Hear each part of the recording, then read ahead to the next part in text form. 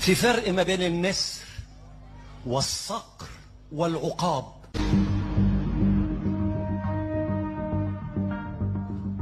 استغربت لما عرفت ان علم مصر اللي في النص العلامة الصفراء ده مش نسر، ده بيسموه العقاب الذهبي.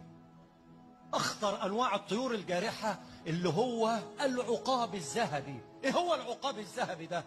ده طير يوصل وزنه 5 كيلو، نحاته عريضة.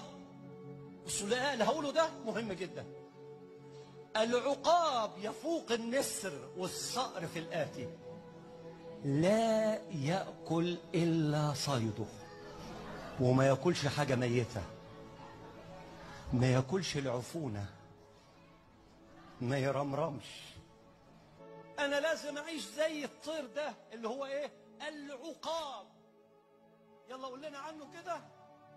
لا يأكل الجيفة. العقاب بصوا اللي جاية خطيرة. دائما نظرته لليمين لأنه يشعر بالاعتزاز.